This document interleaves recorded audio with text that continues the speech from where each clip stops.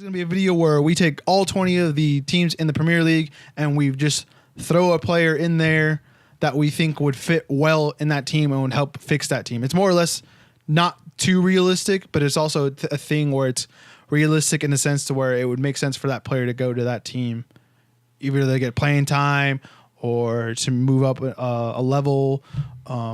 Also to note, some of these, like from my list, has players going from one Premier League team to another. It's like, it's not saying like this team, obviously there's players that are valuable to those teams. So in that scenario, we're not saying like they're going to get replaced or anything like that. We're just like they would fit there better. You know what I mean? Okay. So it's not like much of like, oh, who's going to replace them then? It's like that argument is like, there's no need of that. We're not worried about that. Yeah, we're not worried about any of that. Okay. Right.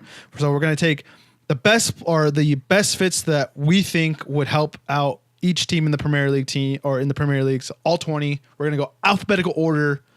But before we start that, hit that goddamn like button and subscribe. Let's do this. Are you ready? I guess so.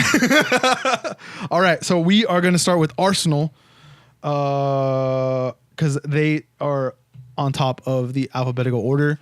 Originally, I put Denis Suarez on this, but you said that he was going to go in, and then we just heard he's not going to come in. I still think he should come in regardless because I think they need another midfielder. And then also I put a center back just in case, like whatever. I put Harry Maguire because I think he would fit into them very well.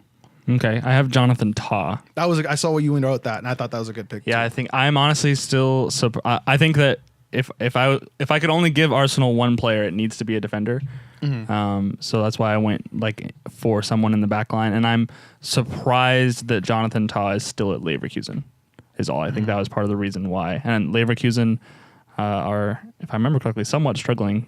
Like they might not even They're like mid-table. They might not even be in Europe, like European football next year. So I think that'll be that was kind of, I don't have very many names written down just because I was a little bit on short notice for this. But a lot of the names that I'm pulling from, I think I'm trying to think of teams that are currently at risk of not being, or like regular Champions League teams who are at risk of not being in the Champions League next year, or like teams that are underperforming given the talent of their squad. So yeah, we're like being realistic, but also like saying like I said, we're negating like the replacement kind of situation. Right, like who's going to replace them? Like no, we don't care about that. So yeah, I have Jonathan Tah. I think he's a much more talented center back than Leverkusen currently deserve, really. And I think that Arsenal will at least have the opportunity of offering him continental football. So yeah, with the way Chelsea are playing, they have at least a shot at Champions League. Mm-hmm. So yeah, that's why I threw Jonathan Tah out there.